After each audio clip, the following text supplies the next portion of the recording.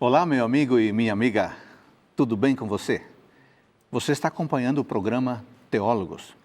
Aqui nós estudamos a Palavra de Deus com calma, com tempo e com profundidade, com o propósito de conhecer o texto bíblico e interpretá-lo adequadamente para conhecer melhor a vontade de Deus e, mais do que isso, para melhor fazer a vontade do nosso Pai Celestial.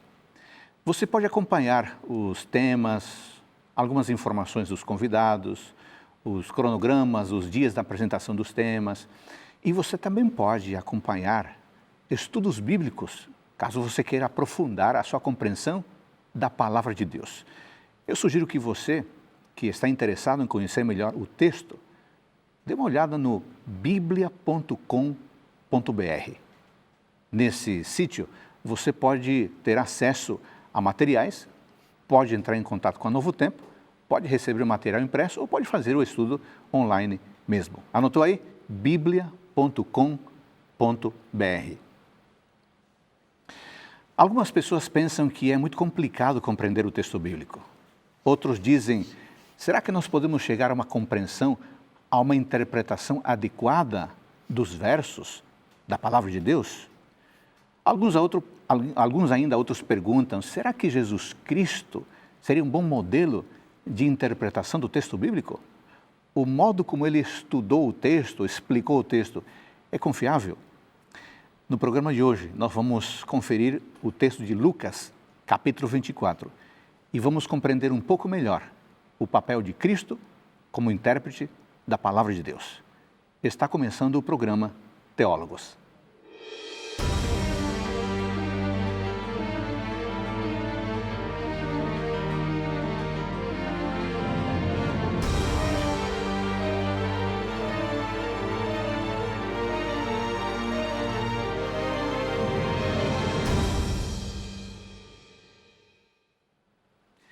Queridos amigos e queridas amigas, o programa Teólogos já está na sua segunda temporada.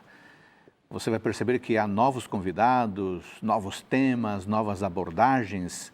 No programa de hoje vamos tratar sobre o modo como Jesus interpretou a Bíblia, baseado no texto de Lucas, capítulo 24. Esse é um tema essencial, porque compreender a Palavra de Deus é fundamental para poder então fazer a vontade do Pai Celestial. Esse é um tema altamente importante, mas também um tema altamente desafiador, e para isso nós temos hoje dois convidados especiais. Eu quero apresentá-los. Em primeiro lugar, quero apresentar o professor, pastor Leonardo Nunes. Tudo bem, Leonardo? Tudo bem. Diga para nós, você está vindo de onde? Onde que você trabalha? Eu estou trabalhando atualmente no seminário da Faculdade Adventista da Bahia, e faz 2 anos trabalhando lá, é um privilégio trabalhar naquele lugar. Legal. Bom, para trabalhar no seminário, na verdade você, além de professor, você é o diretor do seminário. Sim. O que faz um diretor de um seminário? Nós cuidamos do currículo, não é? Que disciplinas cada professor está dando, como é a entrada dos novos estudantes, a avaliação de cada um deles, a avaliação dos professores, os programas de pós-graduação, como estão caminhando. Então, a gente supervisiona todo Há muita coisa a ser feita. Bastante. Quantos alunos tem o seminário da Faculdade Adventista da Bahia? Na graduação, nós temos hoje aproximadamente 400 alunos. E na pós-graduação, nós temos aproximadamente 90 alunos. Que interessante. Quase 500 alunos, né? Isso. Qual é a sua área de interesse, a sua área de formação no mundo acadêmico? A minha paixão é a Palavra de Deus, mas como a gente tem que se especializar, claro. Eu escolhi o santuário, e mais especificamente o santuário celestial no Novo Testamento.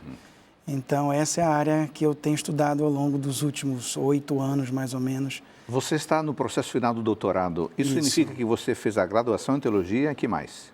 Graduação em teologia, o mestrado em teologia e o doutorado em teologia. E o seu doutorado em qual instituição? Eu estou terminando o doutorado na Andrews, em Michigan, nos Estados Michigan, Unidos. isso. Leonardo, muito obrigado por estar conosco para participarmos desta segunda temporada do programa Teólogos. Obrigado. Amigos, o outro convidado especial é o professor pastor Carlos Flávio Teixeira. Carlos Flávio, muito obrigado pela gentileza de estar conosco. Obrigado. E você trabalha na mesma instituição? Sim, nós estamos juntos com o pastor Leonardo, no seminário da Faculdade Adventista da Bahia, onde eu sou professor de Teologia Sistemática. Teologia sistemática, isso significa que a teologia tem outras áreas? Quais são elas? Sim, de maneira geral, para facilitar os estudos e compreender melhor a palavra de Deus, a teologia se subdivide em 4 grandes áreas. A teologia bíblica, que se concentra nos estudos do texto, a teologia sistemática, que parte do texto e faz toda a análise temática do texto à luz do contexto canônico, a teologia aplicada, que é como isso vai ser aplicado à igreja, e a teologia histórica, que vai estudar todo o processo de construção da compreensão doutrinária e das práticas da igreja. O que levou você a escolher justamente a área sistemática? Eu vejo na área sistemática um potencial de contribuição para a compreensão de determinados temas à luz da história e à luz de todo o contexto canônico, todos os livros da Bíblia. Muito bem. Amigos, vocês estão percebendo que nós temos 2 convidados com uma formação altamente adequada para aprofundarmos a temática de hoje. Você anotou a temática de hoje? Aliás, eu quero sugerir que você tenha caneta e papel, um caderno à mão, para você tomar nota das ideias principais desta 2ª temporada do programa Teólogos. Se você quiser dar um nome ao programa de hoje, vai lá. Como Jesus interpretou a Bíblia. Esse é o texto de Lucas, baseado em Lucas capítulo 24. Ô Carlos, lendo Lucas capítulo 24, especialmente o verso 27, eu quero ler aqui. E eu peço que você que nos acompanha, pegue a sua Bíblia. Nós estamos usando a Bíblia Almeida Revista Atualizada. Lucas 24, 27 diz assim: E começando por Moisés, discorrendo por todos os profetas, expunha-lhes o que ao seu respeito constava em todas as Escrituras. Carlos, eu estava pensando que essa expressão, essa palavra expunha-lhes, nos lembra logo já interpretação. Estaria nesse texto uma base essencial para falar em hermenêutica? Sim. Não somente no contexto, mas esse texto específico do verso 27, ele é um texto-chave em todo o capítulo 24 de Lucas, exatamente porque aqui aparece de forma assim, muito intencional, talvez por parte do escritor, o verbo diermeneus, a forma de hermeneusim do verbo diermeneu, que significa interpretar, expor, explicar.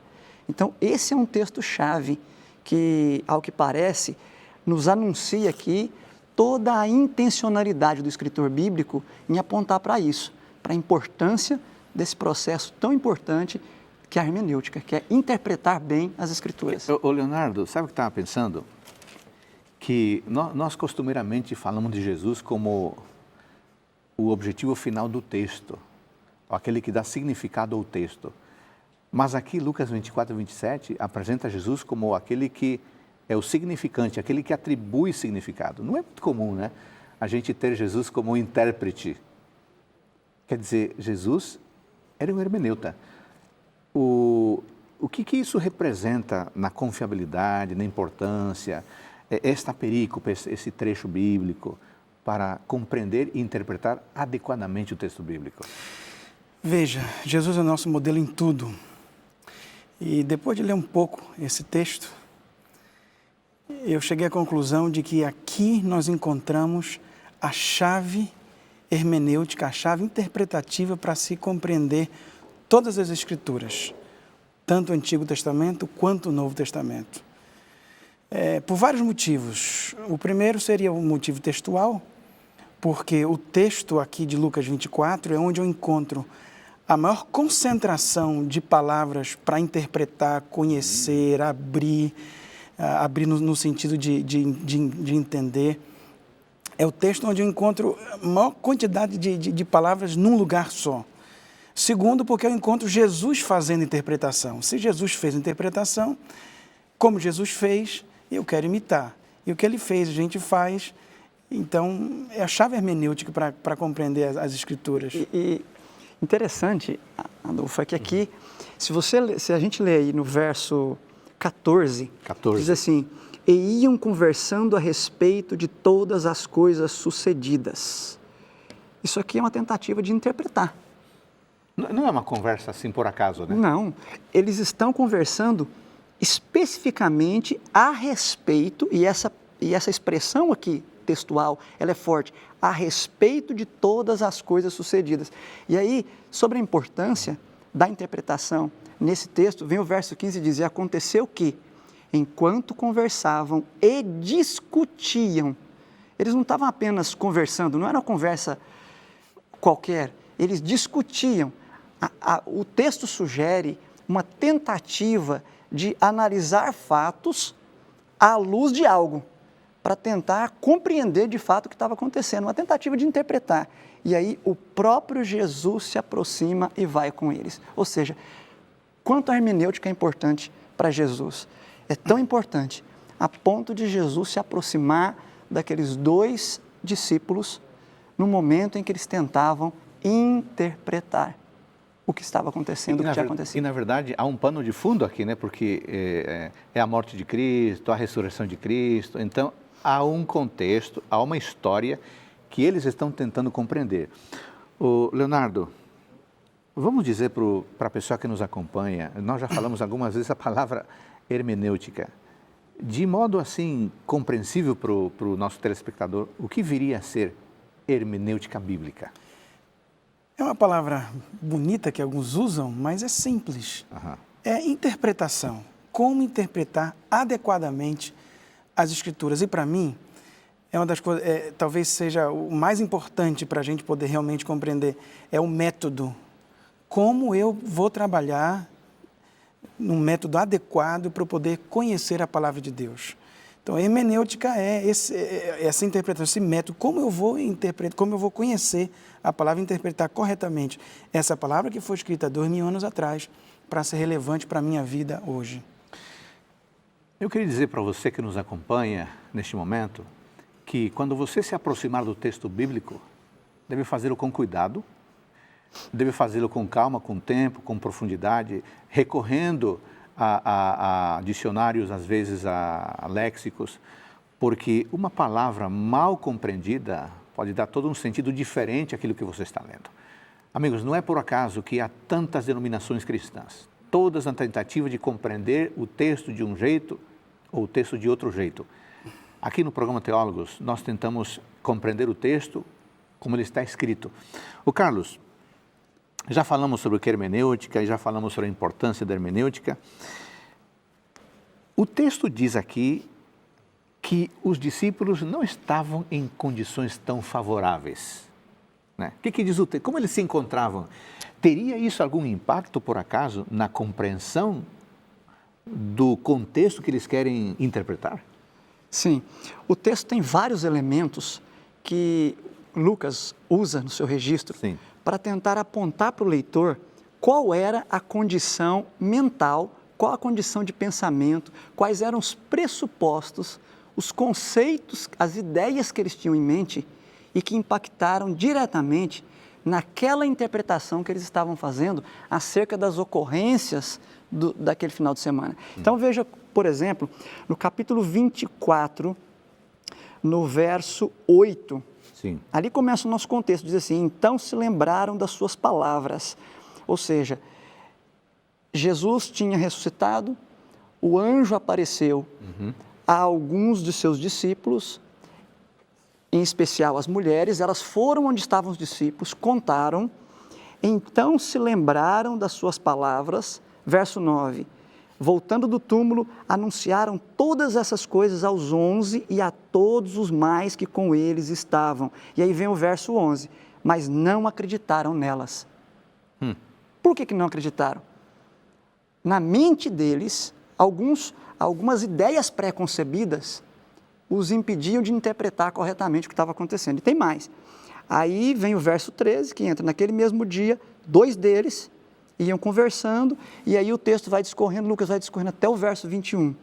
Jesus entra em cena, eles perguntam para Jesus no verso 18, você ignora as ocorrências desses últimos dias? Eles perguntam para Jesus, você ignora as ocorrências desses últimos dias?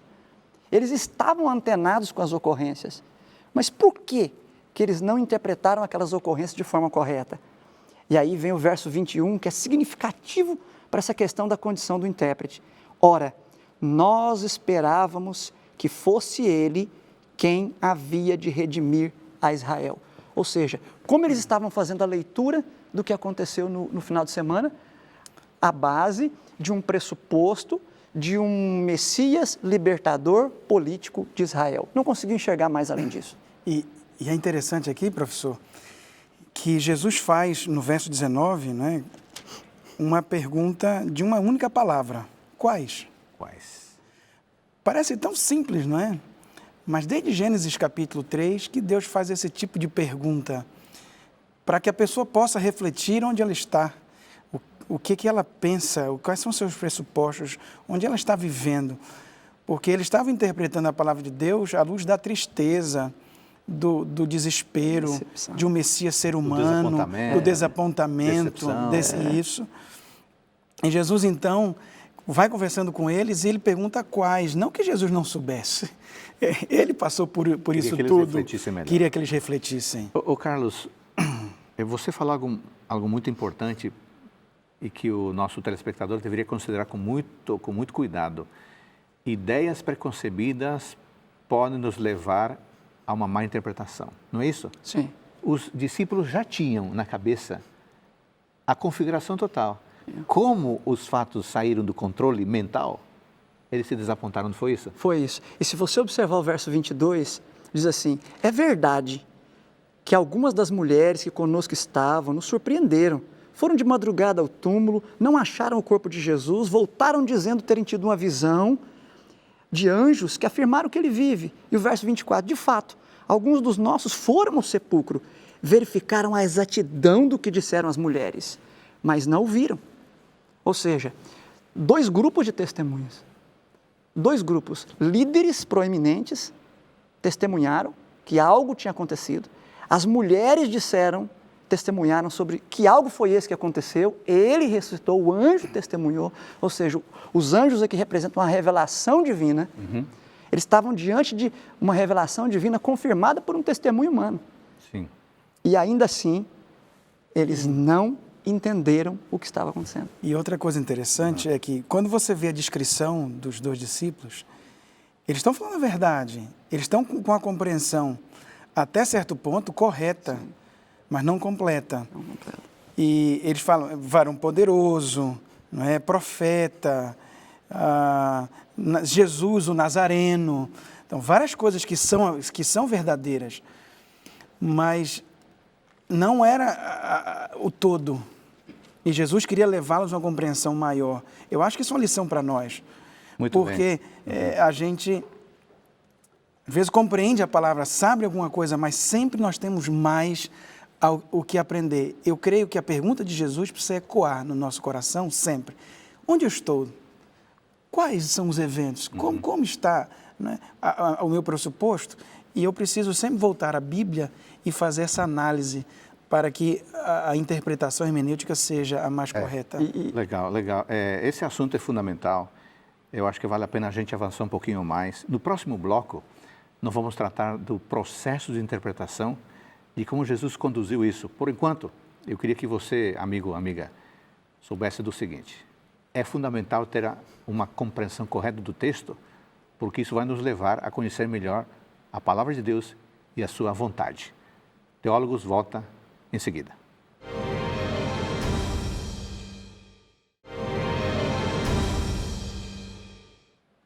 No programa Teólogos de hoje, estamos considerando a importância de uma interpretação correta da palavra de Deus. Estamos tomando como base o próprio Jesus como hermeneuta, como intérprete do texto. Você pode nos acompanhar no livro de Lucas, no Evangelho de Lucas, no capítulo 24. Carlos, terminamos o bloco anterior falando sobre o modo como os discípulos ficaram desapontados, porque eles tinham uma expectativa e essa expectativa não se cumpriu. Pastor Leonardo e você falaram a respeito do desapontamento, dos preconceitos que nos levam a esperar algo e finalmente esse algo não se cumprir. Agora, vamos reconhecer, Carlos, todos nos aproximamos do texto bíblico com nossos conceitos e preconceitos. Como fazer para que isso não atrapalhe a nossa compreensão correta do texto. Sim, essa é uma verdade. Todos nós somos seres interpretativos, ou somos intérpretes por natureza. Nós crescemos interpretando. E quando nos deparamos com a Escritura Sagrada para interpretá-la por nós mesmos, sem dúvida alguma nós estamos carregando dentro de nós algumas concepções, algumas pré-concepções. A questão então não é se temos ou não temos, mas como lidar, como chegar à Bíblia, como estar diante das Escrituras conscientes dessas pré-concepções que nós temos. Eu daria 2 dicas ao nosso telespectador, e partindo serve para nós mesmos. Primeira, nós temos que ter consciência de que temos essas pré-concepções. Segundo, temos que submeter essas pré-concepções ao próprio texto. Então, a hermenêutica, ela traz essa beleza. Não somos nós soberanamente que interpretamos o texto. O texto também vai nos interpretando a maneira que nós caminhamos na palavra de Deus. O Espírito Santo vai nos esquadrinhando através da palavra, para que nós tenhamos consciência, tomemos consciência até que ponto os nossos preconceitos devem ser alterados, modificados e moldados pela segura palavra de Deus. Né? Muito bem. Sim. Um detalhe é que muitas vezes no momento de fazer a interpretação do texto, a gente se depara com uma verdade na Bíblia que aparentemente é contrária àquilo que eu acredito. E às vezes nós temos a tendência de não sermos honestos com o texto. E eu creio que a verdade, ela nunca é demais.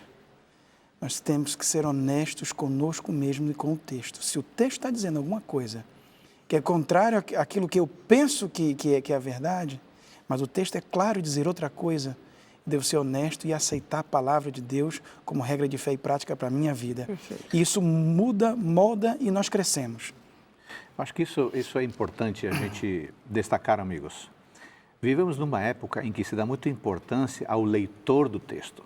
E muitas vezes o leitor acaba tomando o lugar do próprio texto e do autor e do contexto, enfim, na tentativa de provar ou fundamentar, legitimar a crença particular do leitor. Nós estamos aprendendo aqui em Lucas 24 que é necessário aceitar os preconceitos, mas permitir que o texto me apresente a verdade como ela é na palavra de Deus. Carlos, a partir do Jesus intérprete, quais são as etapas da interpretação, da compreensão do texto bíblico? Esse texto de Lucas 24 é significativo para a gente entender isso. E talvez para ajudar o nosso telespectador, eu colocaria da seguinte forma. A interpretação da Bíblia é um processo, mas sem querer complicar. Tem 3 etapas, pelo menos, para a compreensão adequada da Bíblia. A primeira é como o intérprete se aproxima do texto sagrado. A segunda, como o intérprete esquadrinha o texto sagrado. E a terceira, como essa interpretação será aplicada a partir da sua genuína compreensão do texto. Muito bem, isso é importante. Eu queria que você tomasse o seu caderno. Lembra do caderno e da caneta? Pode ser um smartphone também, mas eu queria que você anotasse isso aí. Esse é um princípio que não vale apenas para Lucas 24, um princípio do texto bíblico. Você está com a caneta na mão? Então, anota ali. Carlos, repete, por favor, esses três aspectos que você acabou de mencionar. Sim, a primeira etapa de interpretação do texto é como o intérprete se aproxima do texto, ou seja, qual a pré-concepção que eu tenho em relação ao texto. Okay. É de extrema relevância eu saber que eu não estou me aproximando de um texto qualquer. Eu estou me aproximando da palavra revelada do Deus vivo. E isso faz toda a diferença. Né? Segunda etapa é como eu esquadrinho o texto, como eu o estou, de fato, estudando e mergulhando profundamente nas suas letras, nos seus detalhes, nos seus contextos imediato, amplo, geral. E a terceira etapa, então, é como eu estou aplicando isso. A partir da aplicação na minha vida, como eu estou contribuindo para aplicar isso também na vida de outras pessoas. E a gente encontra isso muito claro aqui no texto. Já que nós estamos falando da Bíblia, vamos ao texto para encontrar isso no texto. No verso 25. Então lhes disse Jesus, honestos e tardos de coração. A primeira coisa que Jesus Cristo diz para nós é que nós precisamos fazer uma avaliação de nós mesmos e ver que nós necessitamos de algo mais. Então ele diz aqui a primeira pressuposição, honesto e tardo de coração para crer tudo que os profetas disseram. Essa é a primeira pressuposição, eu encontro aqui duas, mas essa é a primeira pressuposição que Cristo diz que nós temos que ter quando nos aproximamos do texto bíblico, que é crer. E até parece que aqui o texto sugere que a crença condiciona a compreensão. A compreensão, é justamente isso. Primeira coisa é crer. Hebreus capítulo 11, o verso 3, o verso 6 diz que sem fé é impossível agradar a Deus. Exato. Sem fé não dá para se acreditar que Deus é o Criador. Nós temos evidências, nós temos estudos, mas para se aproximar do texto bíblico não existe nada antes disso. Nós precisamos de fé, de crer. Então essa é a primeira pressuposição que a Bíblia diz que ele falou. Eu vou me aproximar, que é um texto para a minha vida. Sim. Que é possível estudar sem crer e estudar como uma literatura bonita, mas não transforma a vida. Não transforma. Então, amigos, vale a pena pensar nisso aí. Muitas vezes nós separamos dois elementos que na Bíblia estão unidos. É a crença e a compreensão. Se você quiser compreender adequadamente, você precisa crer. Porque a crença vai condicionar o modo como nós vamos compreender o que estamos estudando. Ô Carlos, a partir dessas etapas que você já mencionou rapidamente, haveria algum princípio de interpretação, ou alguns princípios que aparecem de modo evidente aqui nessa perícope? Sim.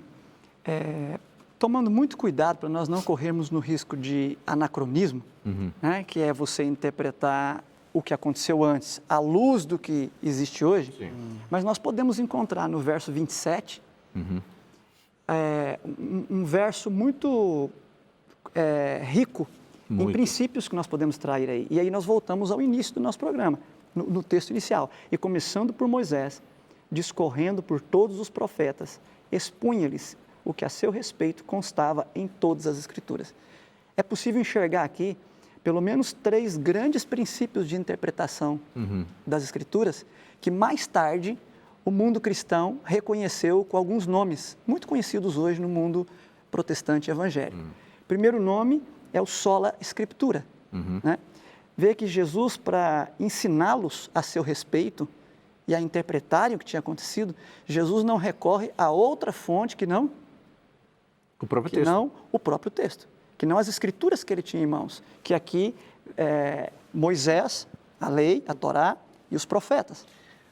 Isso é fundamental. Jesus não recorre à tradição, não recorre ao magistério, não recorre aos intérpretes teólogos, ele vai ao texto. Ele vai ao texto.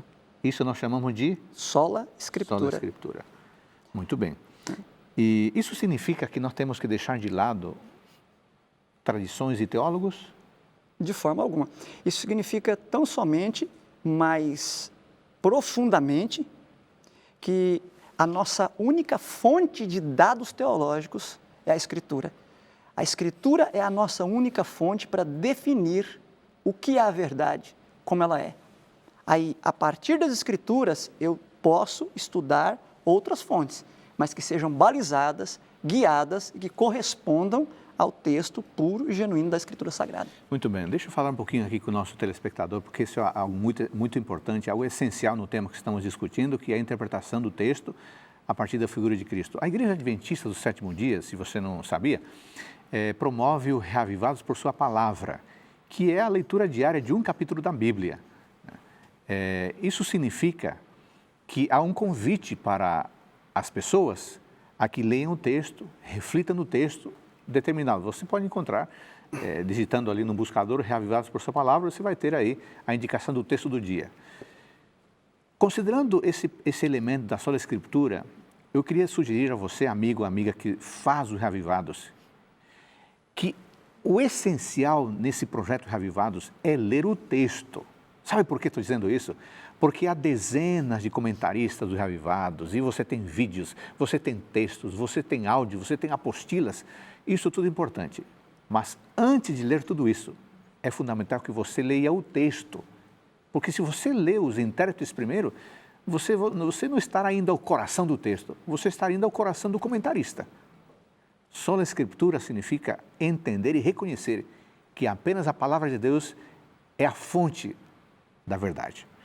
Bom, esse é um princípio, né? Qual que seria o próximo princípio?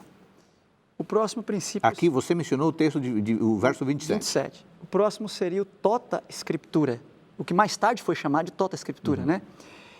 Que significa que expunha-lhes o que a seu respeito constava em quê? Todas. Todas as Escrituras. Né? Mas eu não gosto de Cantares, eu não gosto de Deuteronômios, eu não gosto de Crônicas, tem muito nome, eu vou deixar de lado. Pode fazer isso, Leonardo?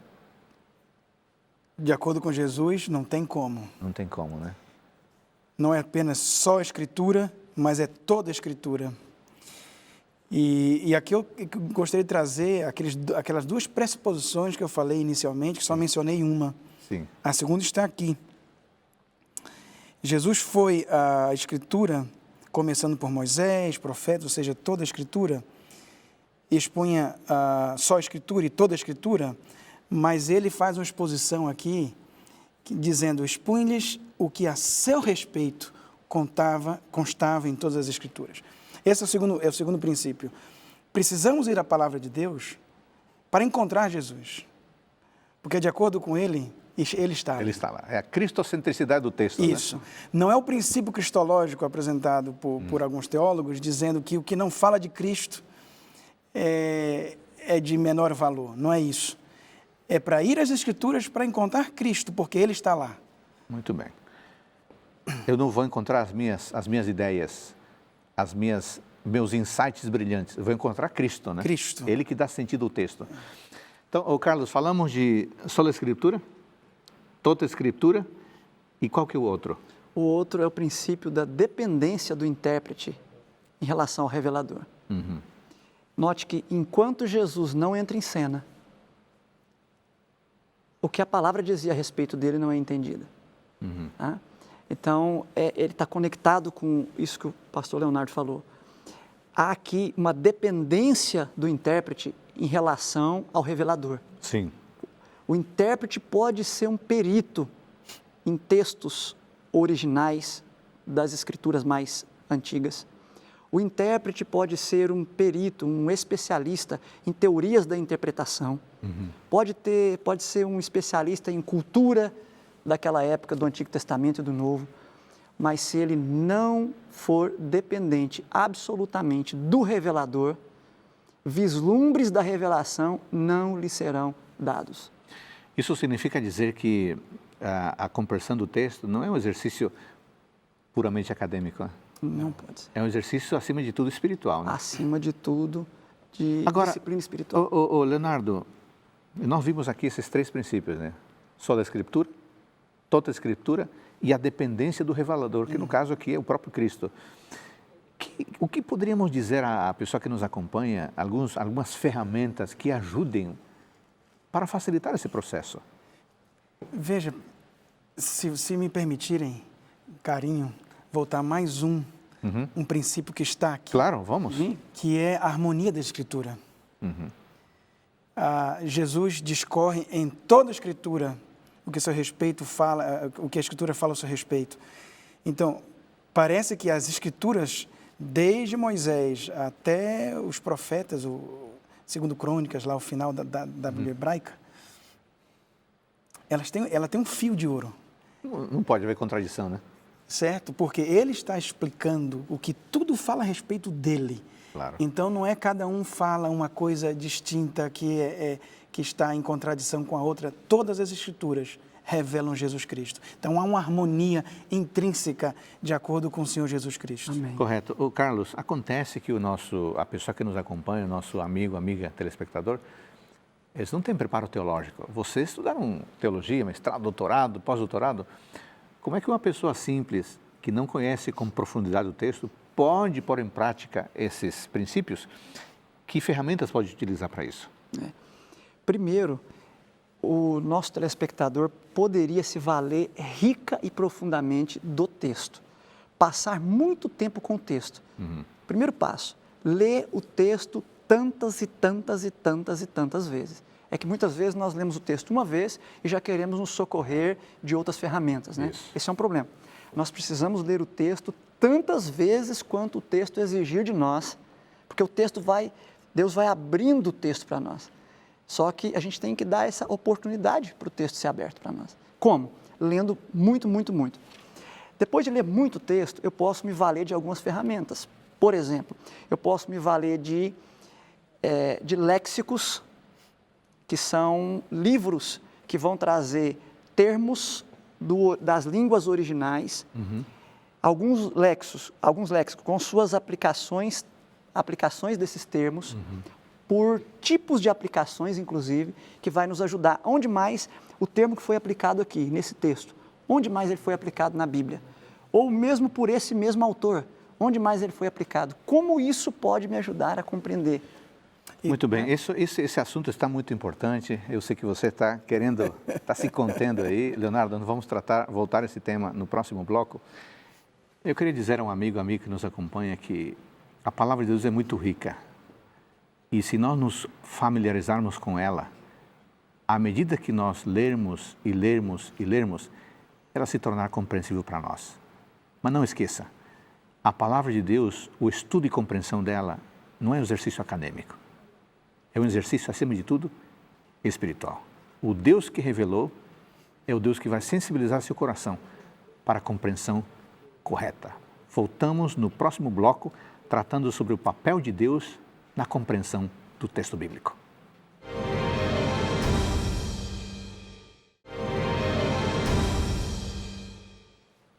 No programa Teólogos dessa semana, estamos estudando a respeito da figura do próprio Cristo como intérprete do texto bíblico. Estamos estudando Lucas, capítulo 24, compreendendo a hermenêutica, princípios da hermenêutica, ferramentas para a compreensão do texto. Aliás, Leonardo, falando de ferramentas, o Carlos terminou o bloco anterior falando do texto bíblico, de voltar ao texto bíblico, familiarizar-se com ele.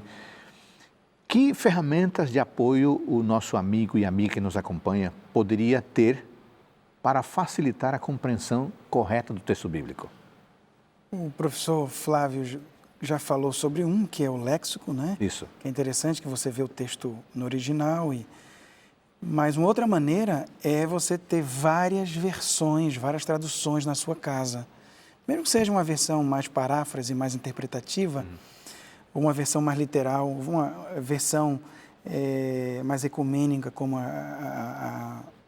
algumas, para que você possa ver como as pessoas interpretam, porque cada tradução é uma interpretação em si, não é? Sim. Então você vai ver todas essas interpretações para que você conheça um pouco melhor e veja o que está por trás desse texto. Então isso te dá uma ajuda. A outra coisa que ajuda muito é a concordância. E você tem a concordância em português, não é? Por exemplo, a concordância você vê uma palavra como amor, onde ela acontece em toda a Bíblia. Então você pode vendo o que toda a Bíblia fala sobre o amor, ou paz, ou justiça, e por aí assim vai. Pai, dá para se fazer muitos sermões dessa maneira, dá para se compreender muita coisa, muito significado de muitos temas que são teológicos, mas na realidade são muito simples e o que Deus quer que a gente realmente compreenda. Correto. O Carlos, no verso 27, nós vemos também que na compreensão do texto bíblico, nós somos dependentes de quem deu o texto bíblico. Sim. E qual a importância da gente se tornar dependente de Deus na interpretação do texto bíblico? A importância é que a interpretação será dele, do próprio texto, e não a nossa. Você quer ver, além do verso 27, Sim. Nós temos aqui 2 versos. O verso 31 diz, então se lhe abriram os olhos e o reconheceram. Se lhes abriram, quer dizer, foi-lhes aberto. Eles não abriram seus próprios olhos. Esse é um passivo divino, não é? Que nós chamamos teologicamente. Quando está no passivo, ou seja, mas nós sabemos que o autor é Deus. O autor é Deus. Deus faz isso por meio da palavra. E um outro verso, verso 45. Então, de novo, lhes abriu o entendimento para compreender Quem lhes abriu o entendimento? as Escrituras. Quem lhes abriu o entendimento? Aí é o Senhor Jesus Cristo. Jesus, está falando dele no verso 44. né? Isso. E interessante que aqui tem um jogo de palavras que na tradução ficou perdido aqui, né? No verso 32, ele diz, nos ardia o coração quando ele pelo caminho nos falava, quando nos expunha as Escrituras. Aqui o verbo grego é dianoigo, que é abrir, explicar e interpretar. E esse mesmo verbo é usado no 45. Então, lhes abriu o entendimento para compreender as Escrituras. Ou seja, quando Deus abre as Escrituras, Ele abre também o nosso entendimento por meio delas. É um processo só. Se eu me entrego, se eu sou dependente de Deus, por meio da palavra, Ele me abre o entendimento. Correto. Leonardo, você escreveu uma tese sobre o santuário e certamente você se deparou com diversas perspectivas. Aí, então, nós temos que falar dos métodos de interpretação, né? Por que, se o texto é único, por que há tantas formas de interpretá-lo, tantos métodos de interpretação? Essa é uma pergunta complexa, mas, basicamente, eu diria, é a pressuposição com que eu venho estudar e a pressuposição também do que eu sou. Se eu venho para a Bíblia com orgulho pessoal, achando que o meu intelecto, minha análise crítica é mais importante do que algo que está escrito na Palavra de Deus, então eu vou por um caminho. Se eu venho para a Bíblia crendo que essa é a Palavra de Deus que me transforma e não eu que transformo a Bíblia, quando eu venho em humildade para com a Palavra de Deus, então eu tenho uma outra compreensão. Uma outra coisa, por que há tanta interpretação? Porque muitas vezes a pessoa pode até acreditar na Bíblia, que é a Palavra de Deus, mas ele tem uma compreensão e ele acha que aquela compreensão é final, que não pode crescer além daquilo. E quando ele vê alguma verdade na Bíblia, ele trata de ajustar aquele texto àquilo que ele já cria anteriormente. Então, ele não vem com essa humildade.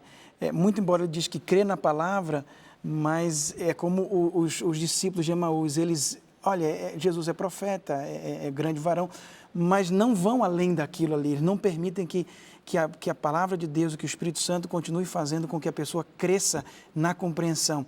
E coisas que eu cria no passado, hoje eu não creio mais, e porque o Espírito Santo vai me levando a um entendimento maior, a uma vida mais plena no Espírito de Deus. Carlos, se tivéssemos que mencionar algumas escolas importantes de interpretação, métodos, o que a gente mencionaria, de modo assim bem resumido? Historicamente falando, pelo menos 3 são as principais, embora não as únicas, né? Nós temos a escola de interpretação gramático-histórica, que valoriza o texto em suas formas originais e seus desenvolvimentos históricos, e casa o texto com a análise da história, por isso gramático-histórica. Temos a escola crítico-histórica, que a partir do século XVII e principalmente século XVIII, começou a trazer para a interpretação bíblica pressupostos da ciência crítica e do racionalismo crítico, e com isso comprometeu severamente a interpretação da Bíblia. E temos também a escola alegórica, que quase já não é usada, mas que foi grandemente usada ao longo da Idade Média, em que se tomava o texto de forma arbitrária, atribuindo níveis diferentes de sentidos para o texto e usando a criatividade do intérprete para tentar atribuir esses sentidos para esses vários níveis. Ok, você é um teólogo bíblico, sistemático, e para o nosso telespectador, entre essas 3 escolas de interpretação, o que você sugere como método fundamental e essencial que preserva o texto do jeito que ele está? Segundo o exemplo do próprio Jesus aqui, segundo um método que pode ser inferido da própria prática hermenêutica interpretativa de Jesus aqui, sem dúvida alguma, o método gramático histórico é o método mais apropriado. Jesus usou o quê? O texto e os fatos, a história, a narrativa factual, né? E sempre tendo como um critério, como um pressuposto central o quê? O sola escritura, ou seja, a escritura é a minha única fonte de dados. E a partir dela eu vou medir tudo mais que for proposto para a interpretação. É interessante ver o resultado do que Cristo fez, da maneira como ele interpretou as Escrituras. Que isso, Jesus Cristo disse, pelos seus frutos os conhecereis. E você vê aqui em vários lugares, quando lhes expunha a Bíblia, os próprios discípulos dizem, nos ardia o coração. Ardia.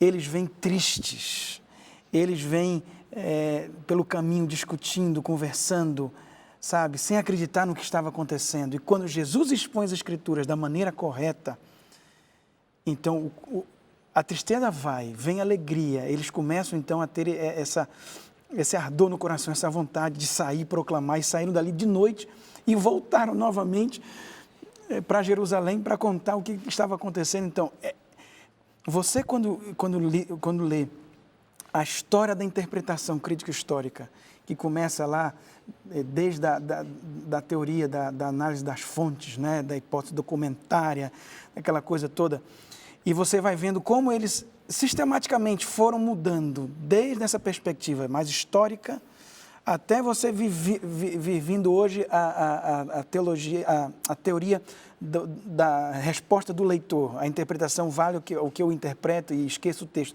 Quando você vê toda essa história, eles vão abandonando uma por uma, porque nenhuma dessas fontes, dessas maneiras de se interpretar, arde o coração.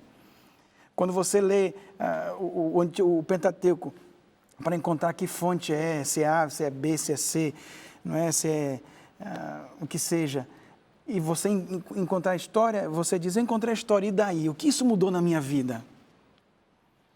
No caso aqui dos discípulos, a correta interpretação os levou a encarar a missão de novo, né? A arder no coração, a sair para falar desse Jesus maravilhoso. Isso é interessante, porque o texto permite, como o pastor Leonardo disse, nos mapear pelo menos 4 efeitos da correta interpretação. Então, vamos lá.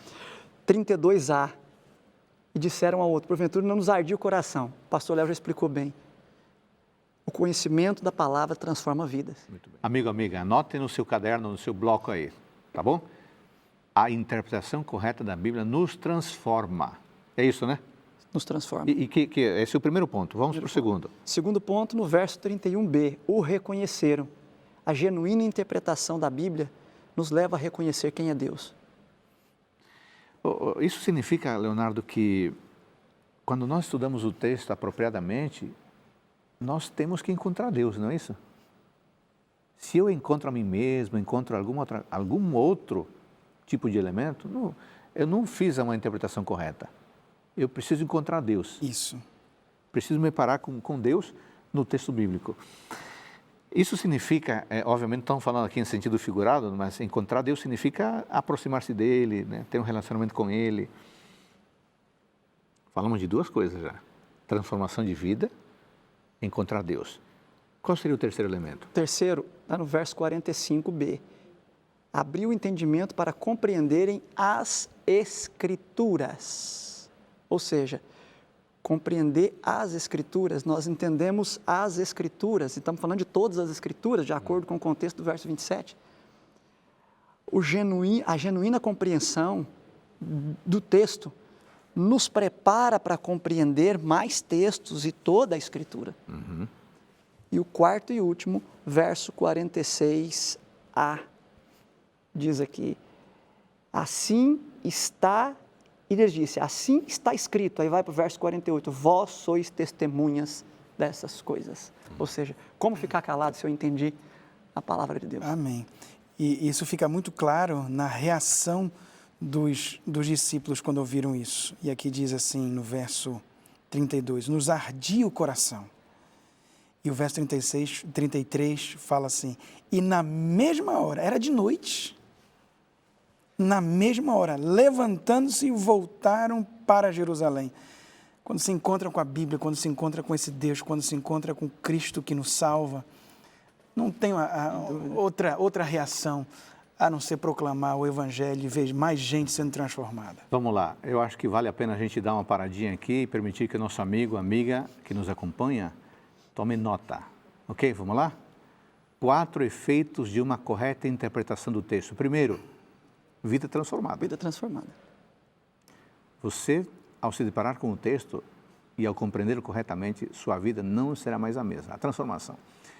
Segundo impacto, segunda consequência prática, é reconhecer Deus, encontrar Deus no texto. Terceira consequência, compreender as Escrituras, verso 45. Depois de que ocorreu tudo isso, como é que você vai ficar calado? Você acabou de descobrir, de forma inequívoca, de forma clara, por exemplo, que Deus tem um dia de repouso, que o sábado é o dia de repouso. E textos bíblicos apontam evidentemente para essa verdade. Você não pode se calar. Além de você viver, você vai falar para os outros. Você acabou de descobrir que no texto bíblico não existe vida após a morte. Você descobriu que o morto simplesmente está dormindo, está descansando. Como é que você vai ficar com você com essa verdade? Aliás, esses são temas, sábado, estado do homem e da morte, que não vamos, em algum momento, tratar deles aqui no nosso programa Teólogos. Bom, falamos de coisas boas, né? De coisas positivas. Mas haveria impacto negativo numa interpretação incorreta da palavra de Deus? É o contrário de tudo que a gente falou. É aridez. Isaías capítulo 6 fala muito bem de que quando o profeta recebe essa revelação divina, essa palavra, ele está cheio do Espírito, o templo se enche da glória de Deus e o templo sacode. E a resposta de Isaías é: eis-me aqui, envia-me a mim. O restante do capítulo 6 é um povo que não escuta a palavra, que não quer ouvir a voz de Deus, que não quer mudar seus hábitos, sua maneira de viver. Ele se torna árido, uma terra seca, sem raiz, sem ramo, sem chuva, sem frutificação. Então, essa é a realidade. Por isso que esses métodos diferentes, eles precisam mudar. Eles vão mudando de ênfase ao longo da história. Antes era a ênfase na história, e vão aí depois para a ênfase no texto, e aí depois agora é na ênfase o que está na frente do texto, que é o leitor. Eles vão mudando, porque não vai enchendo a alma, não vai enchendo a vida. É interessante, é gostoso, é agradável de se ler, não é? Mas não muda a vida. Ô Carlos, o que dizer das teologias pós-modernas? Elas produzem esses resultados que nós vimos? Lamentavelmente, sim. O texto aqui nos indica que a má compreensão, porque os discípulos de Emaús, quando eles ficaram, como o pastor Léo disse, inflamados pela compreensão correta da palavra, eles voltam para Jerusalém. E eles encontram ali pessoas que ainda não tinham conseguido alcançar a compreensão, ser alcançadas pela compreensão. E aí, como é que elas estavam? O texto, verso 37, diz: surpresos, atemorizados, acreditavam estar vendo um espírito, perturbados, dúvidas. Essas palavras aqui no grego são muito fortes. Indica condição e atitude. A condição da mente gera uma atitude equivocada. Então, uma interpretação equivocada vai ter aplicação prática equivocada.